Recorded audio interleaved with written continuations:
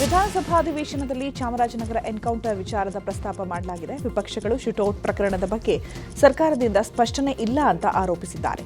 ಈ ವೇಳೆ ಸದನಕ್ಕೆ ರಾಮಲಿಂಗಾರೆಡ್ಡಿ ಉತ್ತರ ಕೊಟ್ಟಿದ್ದು, ಶಾಗ್ಯ ಬಳಿ ಕಳ್ಳಬೇಟೆಗಾರರು ಅಕ್ರಮವಾಗಿ ಅರಣ್ಯ ಪ್ರವೇಶ ಮಾಡಿದ್ದಾರೆ. ಇದರ ಬಗ್ಗೆ ಮಾಹಿತಿ ಸಿಕ್ಕ ಹಿನ್ನೆಲೆ ಅರಣ್ಯಾಧಿಕಾರಿಗಳು ಕಾರ್ಯಾಚರಣೆ ನಡೆಸಿದ್ದಾರೆ.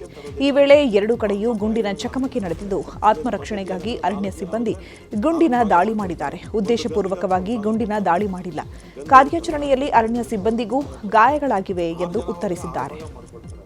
ಇದು ಆಗಿರ್ತಕ್ಕಂಥದ್ದು 5 ಕಿಲೋಮೀಟರ್ ಒಳಗಡೆ ದಟ್ಟ ಅರಣ್ಯದ ಒಳಗಡೆ ಆಗಿರ್ತಕ್ಕಂಥದ್ದು. ಅದು ಅವ್ರ ಜಾಗನೂ ಅಲ್ಲ, ಇದು ಅರಣ್ಯ ಪ್ರದೇಶ. ಇದು ಅರಣ್ಯ ಪ್ರದೇಶದ ಒಳಗೆ ಆಗಿರ್ತಕ್ಕಂಥದ್ದು 5 ರಿಂದ 8 ಕಿಲೋಮೀಟರ್ ಒಳಗಡೆ ಅವರೆಲ್ಲ ಸುತ್ತಾಡಿದ್ದಾರೆ.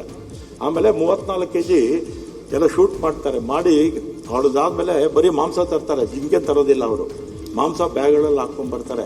ಅಲ್ಲಿನ ಪದ್ಧತಿ ಏನಂದ್ರೆ 4 ಜನ ಹೋದ್ರೆ 4 ಭಾಗ ಮಾಡ್ಕೊಳ್ತಾರೆ. ಒಂದು ಗನ್ಗಂತೂ ಒಂದು ಭಾಗ ಕೊಡ್ತಾರಂತೆ. ಗನ್ ಇರುತ್ತಲ್ಲ, ಗನ್ ಯಾರು ಇರುತ್ತೋ ಅವ್ರು ಒಂದು ಭಾಗ ಕೊಡ್ತಾರಂತೆ. 6 ಜನ ಹೋದ್ರೆ 6 ಭಾಗ ಮಾಡ್ಕೊಳ್ತಾರಂತೆ.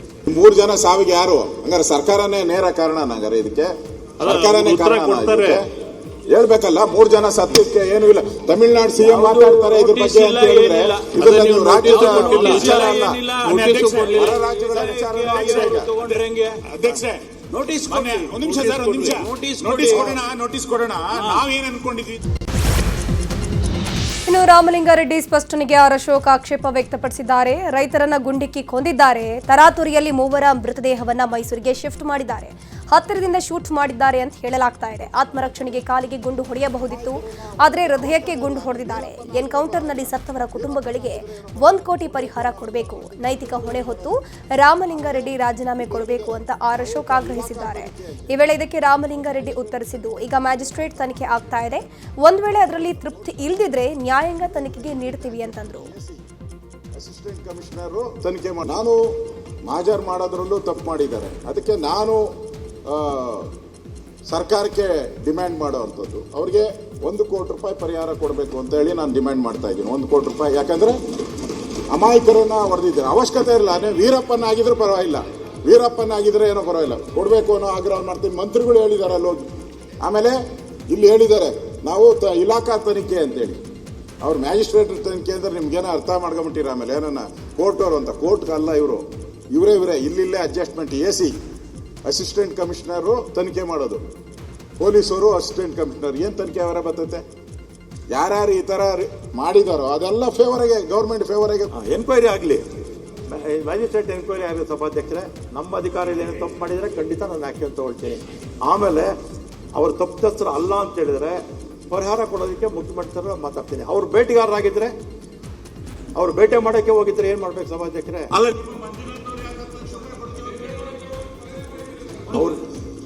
ಮಂಜುನಾಥ್ JDS ಸಭಾಧ್ಯಕ್ಷರೇ, ತನಿಖೆ ಆಗಲಿ ಸಭಾಧ್ಯಕ್ಷರೇ. ಆಯ್ತು, ನಮ್ಮ ಅಧಿಕಾರಿಗಳು. ಸದನದಲ್ಲಿ ಎನ್ಕೌಂಟರ್ ವಿಚಾರವಾಗಿ ಭಾರೀ ಗದ್ದಲ ನಡೀತಾ ಇದೆ. ಶಾಸಕ ಸುನಿಲ್ ಕುಮಾರ್, ನಿಮ್ಮ ಸಚಿವರಲ್ಲಿ ಗೊಂದಲವಿದೆ, ಪ್ರಕರಣದ ಬಗ್ಗೆ ಗೊಂದಲದ ಹೇಳಿಕೆ ನೀಡುತ್ತಿದ್ದಾರೆ, ನಿಮ್ಮಲ್ಲಿಯೇ ಸಮನ್ವಯತೆ ಇಲ್ಲ ಎಂದಿದ್ರು. ಈ ವೇಳೆ ಇದಕ್ಕೆ ಉತ್ತರಿಸಿದ ಸಚಿವ ಪುಟ್ಟರಂಗಶೆಟ್ಟಿ, ನಾನು ಗೊಂದಲ ಹೇಳಿಕೆ ಕೊಡ್ತಾ ಇಲ್ಲ, ಮಾಹಿತಿ ನೋಡಿ ಹೇಳಿಕೆಯನ್ನು ಕೊಟ್ಟಿದ್ದೇನೆ. ಮ್ಯಾಜಿಸ್ಟ್ರೇಟ್ ತನಿಖೆಗೆ ಕೊಟ್ಟಿದ್ದೇವೆ, ತನಿಖೆ ಆಗಲಿ ಅಂತ ಹೇಳಿದ್ದಾರೆ. ಮೈಸೂರಿಗೆ ಹೋಗಿ ನಿಮ್ಮ ರಾಜಕೀಯದ ಮೇಲಾಟಕ್ಕೋಸ್ಕರ ಇದನ್ನ ಬೇರೆ ಕಡೆಗೆ ಸೆಳಿಬೇಕು ಅಂತೇಳಿ ಸರ್ಕಾರ ರೈತರ ಮೇಲೆ ಗುಂಡನ್ನ ಹಾರಿಸ್ತಾ ಇದೆ, ಎನ್ಕೌಂಟರ್ ಮಾಡ್ತಾ ಇದ್ದೀರಿ. ನಿಮ್ಮ ಸಚಿವ ಸಂಪುಟದಲ್ಲೇ ಒಬ್ರು ಹೇಳಿಕೆಗೆ ತಾಳೆ ಇಲ್ಲ. ಅಲ್ಲಿಯ ಜಿಲ್ಲಾ ಉಸ್ತುವಾರಿ ಸಚಿವರೊಂದು ಹೇಳ್ತಾರೆ, ಅರಣ್ಯ ಇಲಾಖೆಯ ಸಚಿವರು ಹೇಳ್ತಾರೆ. ಯಾವ್ದು ನಂಬೇಕು ನಾವು? ಹಂಗಾರೆ ನಾನು ಏನಾಯ್ತು ಅಂತ ವಿಚಾರಿಸ್ಕೊಂಡು ನೇರವಾಗಿ ಮೈಸೂರಿಗೆ ಹೋಗಿ ಅಲ್ಲಿ ಕೆಲವೆಲ್ಲ ತಿಳ್ಕೊಂಡಾಗ ಅಲ್ಲಿ ಕೇಳಿದಾಗ ನಾನು ಹೇಳಿದೆ. ಅದಾದ್ಮೇಲೆ ನಾನು ರಾಣೆಯಲ್ಲಿ ಇನ್ನೊಬ್ಬನು ತಗ್ಸ್ಕೊಂಡ್ರವನು ಅಲ್ಲಿದ್ದ, ಅವನ್ನೂ ವಿಚಾರಿಸ್ತಿ. ಆಗ ಹೇಳಿದೆ, ಅವನೊಂಥರ ಹೇಳಿಕೆ ಕೊಡ್ತಾನೆ, ಇವನೊಂಥರ ಹೇಳಿಕೆ ಕೊಡ್ತಾನೆ, ಇವರಿಬ್ಬರು. ವಿಧಾನ ಪರಿಷತ್ನಲ್ಲಿ ಶೂಟೌಟ್ ವಿಚಾರ ಪ್ರಸ್ತಾಪಿಸಲಾಗಿದೆ. ಪರಿಷತ್ನ ವಿಪಕ್ಷ ನಾಯಕ ಛಲವಾದಿ ನಾರಾಯಣಸ್ವಾಮಿ ಮಾತನಾಡಿದ್ದು, ಇದು ಒಂದು ಅಮಾನವೀಯ ಘಟನೆ, ಸರ್ಕಾರ 3 ವ್ಯಕ್ತಿಗಳನ್ನ ಕಗ್ಗೊಲೆ ಮಾಡಿದೆ ಅಂತ ತಮ್ಮ ಆಕ್ರೋಶ ವ್ಯಕ್ತಪಡಿಸಿದರು. ಈ ವೇಳೆ ಸಚಿವ ಯತೀಂದ್ರ ಮಾತನಾಡಿ, ಈಗಾಗಲೇ ಪರಿಹಾರ ಕೊಟ್ಟಿದ್ದೀವಿ ಅಂತ ಹೇಳಿದ್ದಾರೆ. ಇದಕ್ಕೆ ವಿಪಕ್ಷಗಳು ಕೂಡ ಕಿಡಿಕಾರಿದ್ದು, ಪರಿಹಾರ ಕೊಟ್ಟ ಮಾತ್ರಕ್ಕೆ ಎಲ್ಲವೂ ಸರಿ ಅಂತಲ್ಲ, ಈಗ ಫಾರೆಸ್ಟ್ಗೆ ಹೋದವರನ್ನೆಲ್ಲ ಶೂಟ್ ಮಾಡಿದ್ರೆ ಹೇಗೆ? ಇದರ ಬಗ್ಗೆ ಸೂಕ್ತ ತನಿಖೆ ಆಗಬೇಕು. ಸತ್ತವರು ಅಲ್ಪಸಂಖ್ಯಾತರು, ಸರ್ಕಾರ ಭಿಕ್ಷೆ ರೀತಿ 5 ಲಕ್ಷ ಪರಿಹಾರ ಕೊಟ್ಟಿದೆ, ಮೃತರ ಕುಟುಂಬಕ್ಕೆ 1 ಕೋಟಿ ಪರಿಹಾರ ಕೊಡಬೇಕು ಅಂತ ವಿಪಕ್ಷಗಳು ಆಗ್ರಹಿಸಿವೆ. ಒಂದು ರೀತಿಯ ಅಮಾನವೀಯ ಮತ್ತು ನೇರವಾಗಿ ಅವರನ್ನು ಗುಂಡಿಕ್ಕಿ ಕೊಲ್ಲಲಾಗಿದೆ. ಇದಕ್ಕೆ ಸರ್ಕಾರ ಮೊದಲು ಅವರನ್ನು ಹೇಳಿಕೆಯನ್ನು ಮಾಡಲಿ. ಈಗ ಇಮಿಡಿಯೇಟ್ಲಿ ಅದನ್ನು ತಹಸೀಲ್ದಾರರಿಗೆ ಒಪ್ಪಿಸಿದ್ದಾರೆ ಒಂದು ಎನ್ಕ್ವೈರಿಗೆ. ಇದು ಸಾಧುವಾದದ್ದಲ್ಲ. ನಮಗೆ ಜುಡಿಷಿಯಲ್ ಎನ್ಕ್ವೈರಿ ಆಗಬೇಕು. ಅದಕ್ಕೆ ಸರ್ಕಾರ ಉತ್ತರ ಕೊಡ್ಲಿ. ಮೊದಲು ಸರ್ಕಾರ ಅದನ್ನು ಹೇಳಿಕೆ ಮಾಡಿ, ಅದ ನಂತರ ಕ್ವಶನ್ ಆನ್ಸರ್ ದಯಮಾಡಿ ನೋಡಿ. ಅಲ್ಲ, ಓದೋರ್ನೆಲ್ಲ ನೀವು ಶೂಟ್ ಮಾಡ್ತಾ ಓದ್ಬಿಟ್ರೆ ಏನ್ ಫಾರೆಸ್ಟ್ ಎಲ್ಲ ಉಳಿದು ಬಿಡ್ತಾ? ನನ್ನ ಆಗ್ರಹ ಇದೆ, ಸಂವೇದನೆ ತೋರಿಸಿ ಜುಡಿಷಿಯರಿ ಎನ್ಕ್ವೈರಿ ಮಾಡಿ ಮತ್ತು ಆ ಕುಟುಂಬಕ್ಕೆ ಕನಿಷ್ಠ ಒಂದು 50 ಲಕ್ಷ ಪರಿಹಾರ ಘೋಷಣೆ ಮಾಡಿ. ಯಾಕೆ ಪರಿಹಾರ ಘೋಷಣೆ ಮಾಡಿಲ್ಲ? ಬರೀ ಈಗ 5 ಲಕ್ಷ ಕೊಟ್ಟಿದ್ದಾರೆ. ಅವರು ವೈಯಕ್ತಿಕವಾಗಿ MLA 10 ಲಕ್ಷ ಕೊಡ್ತೀನಿ ಅಂತ ಹೇಳಿರೋದು. ಸರ್ಕಾರ ಕೊಡ್ತೀವಿ ಅಂತ ಹೇಳಿದ್ರೆ ಬರೀ 5 ಲಕ್ಷ. ಸಚಿವ ಬಿ ನಾಗೇಂದ್ರ ರಾಜೀನಾಮೆಗೆ ಆಗ್ರಹಿಸಿ ವಿಧಾನಸಭೆಯಲ್ಲಿ ಬಿಜೆಪಿ ಸದಸ್ಯರು ಪಟ್ಟು ಹಿಡಿದಿದ್ದಾರೆ. ಸುನಿಲ್ ಕುಮಾರ್, ಆರ್ ಅಶೋಕ್ ನಾಗೇಂದ್ರ ರಾಜೀನಾಮೆ ನೀಡಬೇಕು ಅಂತ ಒತ್ತಾಯಿಸಿದ್ದಾರೆ. ವಾಲ್ಮೀಕಿ ನಿಗಮದ ಹಗರಣದಲ್ಲಿ ಜೈಲಿಗೆ ಹೋಗಿ ಬಂದವರನ್ನ ಮತ್ತೆ ಸರ್ಕಾರ ಸಂಪುಟಕ್ಕೆ ಸೇರಿಸಿಕೊಂಡಿದೆ. ಅವರ ರಾಜೀನಾಮೆ ಪಡೆಯುವವರೆಗೂ ಕಲಾಪ ನಡೆಸಲು ಬಿಡಲ್ಲ. ಈಗಲೇ ಸಿಎಂ ಡಿಕೆ ಶಿವಕುಮಾರ್ ಅವರು ನಾಗೇಂದ್ರ ಅವರ ರಾಜೀನಾಮೆಯನ್ನ ಪಡೆಯಬೇಕು ಅಂತ ಆಗ್ರಹಿಸಿದ್ದಾರೆ. ಈ ವೇಳೆ ಕೃಷ್ಣ ಭೈರೇಗೌಡರು ಬಿಜೆಪಿ ನಾಯಕರ ವಿರುದ್ಧ ವಾಗ್ದಾಳಿ ನಡೆಸಿದ್ದಾರೆ. ಇನ್ನು ಈ ಬಗ್ಗೆ ವಿಜಯೇಂದ್ರ ಕೂಡ ಮಾತನಾಡಿ, ಎರಡೂ ಪಕ್ಷದ ಶಾಸಕರು ಸದನದಲ್ಲಿ ಹೋರಾಟ ಮಾಡ್ತಿದ್ದೇವೆ, ಕಳಂಕಿತರನ್ನ ಕ್ಯಾಬಿನೆಟ್ಗೆ ತೆಗೆದುಕೊಂಡಿದ್ದು ಯಾಕೆ ಅಂತ ಕಿಡಿಕಾರಿದ್ರು. ಸಚಿವ ನಾಗೇಂದ್ರ ರಾಜೀನಾಮೆಗೆ ಆಗ್ರಹಿಸಿ ರಾಜ್ಯದೆಲ್ಲೆಡೆ ಬಿಜೆಪಿ ಪ್ರತಿಭಟನೆ ಮಾಡ್ತಾ ಇದೆ. ಬೆಳಗಾವಿಯಲ್ಲಿ ಬಿಜೆಪಿ ನೇತೃತ್ವದಲ್ಲಿ ಡಿಸಿ ಕಚೇರಿ ಮುಂದೆ ಪ್ರತಿಭಟನೆ ನಡೆಸಿ ಕೂಡಲೇ ನಾಗೇಂದ್ರ ರಾಜೀನಾಮೆಗೆ ಆಗ್ರಹಿಸಿದ್ರು. ಇನ್ನು ಕಲಬುರಗಿಯಲ್ಲೂ ಕೂಡ ನಾಗೇಂದ್ರ ರಾಜೀನಾಮೆಗೆ ಆಗ್ರಹಿಸಿ ಪ್ರತಿಭಟನಾ ಮೆರವಣಿಗೆ ಮಾಡಿ ಧಿಕ್ಕಾರ ಕೂಗಿದ್ರು. ಇತ್ತ ಮೈಸೂರಿನಲ್ಲೂ ಕೂಡ ನಾಗೇಂದ್ರ ರಾಜೀನಾಮೆಗೆ ಆಗ್ರಹಿಸಿ ಅಹೋರಾತ್ರಿ ಧರಣಿ ನಡೆಸಲಾಗಿದೆ. ಮಂಡ್ಯ, ತುಮಕೂರು, ಚಿಕ್ಕಬಳ್ಳಾಪುರ ಸೇರಿ ಹಲವೆಡೆ ಸಚಿವ ಬಿ ನಾಗೇಂದ್ರ ರಾಜೀನಾಮೆಗೆ ಆಗ್ರಹಿಸಿ ಬಿಜೆಪಿ ಬೃಹತ್ ಪ್ರತಿಭಟನೆ ನಡೆಸಿತು.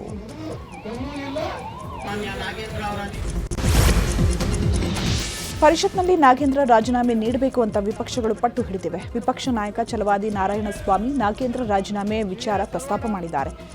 ನಾಗೇಂದ್ರ ಮೇಲೆ ಕೇಸಿದೆ, ಅವರು ರಾಜೀನಾಮೆ ಕೊಡಬೇಕು. ಸಿಎಂ ಅವರೇ ಬಂದು ನಾಗೇಂದ್ರ ರಾಜೀನಾಮೆಯನ್ನ ಸದನಕ್ಕೆ ಘೋಷಿಸಬೇಕು, ಅಲ್ಲಿಯವರೆಗೂ ನಾವು ನಿಮಗೆ ಸಹಕರಿಸಲ್ಲ ಅಂತ ಪಟ್ಟು ಹಿಡಿದಿದ್ದಾರೆ. ಅಲ್ಲದೆ ಸದನದಲ್ಲಿ ಎದ್ದು ನಿಂತು ನಾಗೇಂದ್ರ ರಾಜೀನಾಮೆ ಕೊಡಬೇಕು ಅಂತ ಬಿಜೆಪಿ ಸದಸ್ಯರು ಘೋಷಣೆ ಕೂಗಿದ್ದಾರೆ. ಆರ್ಎಸ್ಎಸ್ ನಾಯಕರು ಸಂಸ್ಕಾರದ ಬಗ್ಗೆ ಮಾತನಾಡ್ತಾರೆ, ಆದರೆ ಬಿಎಲ್ ಸಂತೋಷ್ ಬಳಸಿದ ಭಾಷೆ ಎಂಥದ್ದು ಅಂತ ಶಾಸಕ ಪ್ರದೀಪ್ ಈಶ್ವರ್ ಪ್ರಶ್ನೆಯನ್ನ ಮಾಡಿದ್ದಾರೆ. ಬೆಂಗಳೂರಿನಲ್ಲಿ ಮಾತನಾಡಿರುವಂತಹ ಅವರು, ಮೊನ್ನೆ ಮಲ್ಲಿಕಾರ್ಜುನ ಖರ್ಗೆ ಅವರ ಬಗ್ಗೆ ಸಂತೋಷ್ ಬಳಸಿದ ಭಾಷೆ ಎಂಥದ್ದು, ಯಾಕವರು ಈ ರೀತಿಯ ಪದ ಬಳಕೆ ಮಾಡ್ತಾರೆ, ಕನಿಷ್ಠ ಗೌರವ ನೀಡೋಕ್ಕೂ ಆಗಲ್ವಾ ಅಂತ ಪ್ರಶ್ನಿಸಿದ್ರು. ಆರ್ಎಸ್ಎಸ್ 1000 ತಲೆಗಳ ವಿಷ ಸರ್ಪದಂತೆ ಅಂತ ಸಚಿವ ಯತೀಂದ್ರ ಹೇಳಿದ್ದಾರೆ. ಈ ವಿಡಿಯೋ ಭಾರಿ ವೈರಲ್ ಆಗಿದೆ.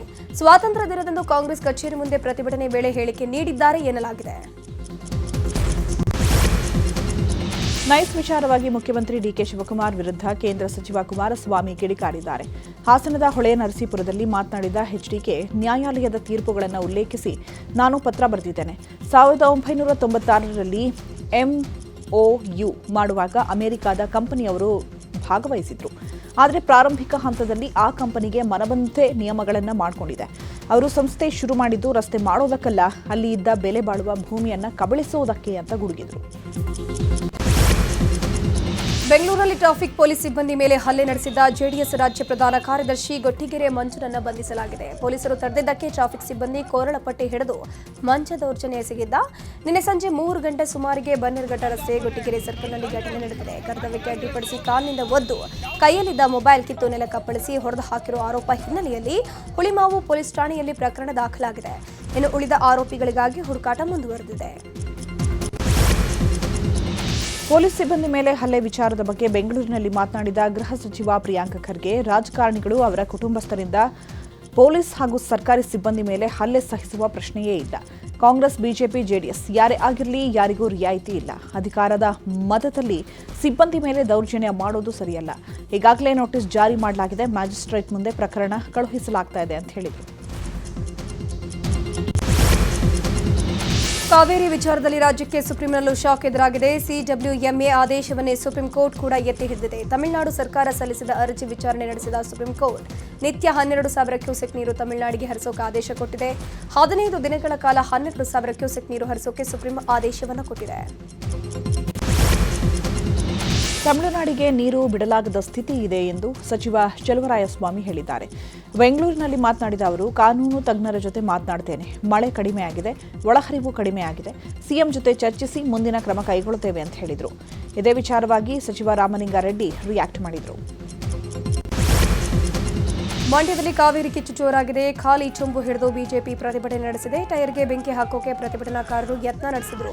ವೇಳೆ ಪೊಲೀಸರು ಹಾಗೂ ಪ್ರತಿಭಟನಾಕಾರರ ನಡುವೆ ವಾಗ್ವಾದ ಶುರುವಾಯಿತು. ಪಿಎಸ್ಐ ಮಣಿ ಅವರ ಕೈಗೆ ಗಾಯಗಳಾಗಿದೆ. ಬಳಿಕ ಹಳೆ ಬೆಂಗಳೂರು ಮೈಸೂರು ಹೆದ್ದಾರಿ ತಡೆದು ಕಿಡಿಕಾರಿದ್ರು.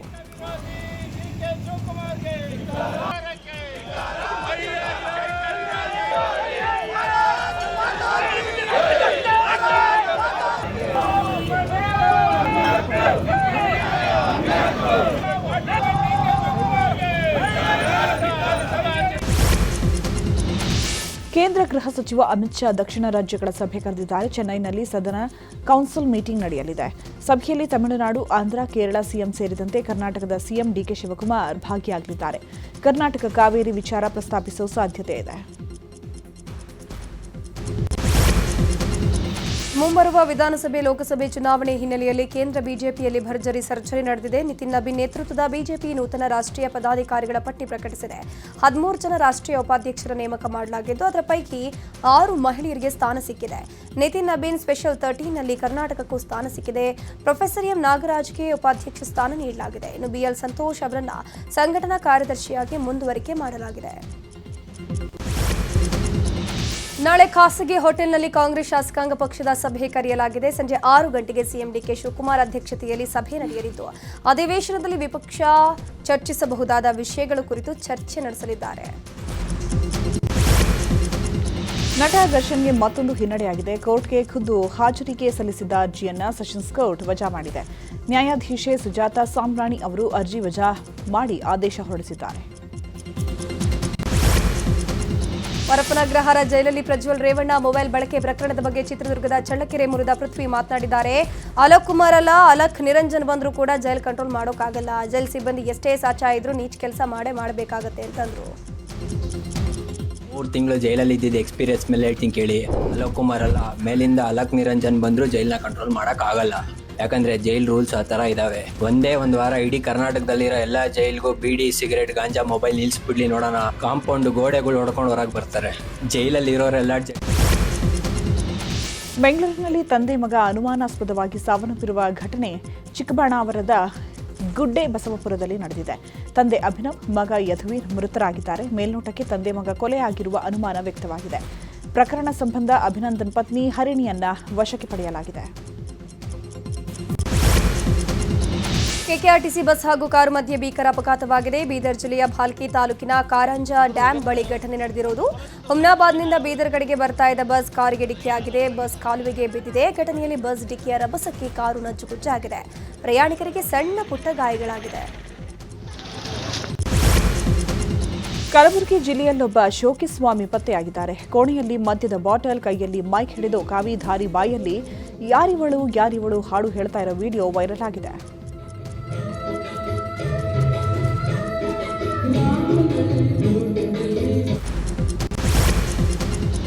ಬಾಗಲಕೋಟೆ ಇಳಕಲ್ ಗ್ರಾಮೀಣ ಪೊಲೀಸರು ಭರ್ಜರಿ ಕಾರ್ಯಾಚರಣೆ ನಡೆಸಿ ಆರೋಪಿಗಳನ್ನು ಬಂಧಿಸಿದ್ದಾರೆ. ಈ ವೇಳೆ 18 ಆಡು, ಟಗರು ಹಾಗೂ 14 ಮೊಬೈಲ್ಗಳು ಸೇರಿ ಒಟ್ಟು 3.86 ಲಕ್ಷ ಮೌಲ್ಯದ ವಸ್ತುಗಳನ್ನು ಜಪ್ತಿ ಮಾಡಲಾಗಿದೆ. ಇಳಕಲ್ ತಾಲೂಕಿನ ಸೋಮಲಾಪುರದ 11, ಕೋಡಿಹಾಳದ 7 ಆಡುಗಳನ್ನು ಪೊಲೀಸರು ವಶಕ್ಕೆ ಪಡೆದುಕೊಂಡು ಮಾಲೀಕರಿಗೆ ಹಸ್ತಾಂತರಿಸಿದ್ದಾರೆ.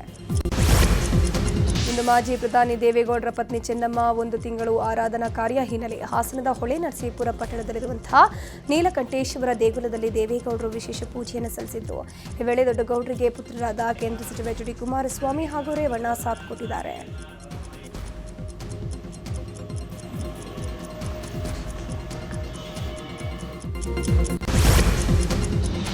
ತೋಟಗಾರಿಕೆ ಇಲಾಖೆಯ ವತಿಯಿಂದ ಬೆಂಗಳೂರಿನ ಲಾಲ್ಬಾಗ್ನಲ್ಲಿ ನಡೆದ ಫಲಪುಷ್ಪ ಪ್ರದರ್ಶನಕ್ಕೆ ಮಿಲೆಟ್ಸ್ ಸಹಯೋಗ ನೀಡಿತು.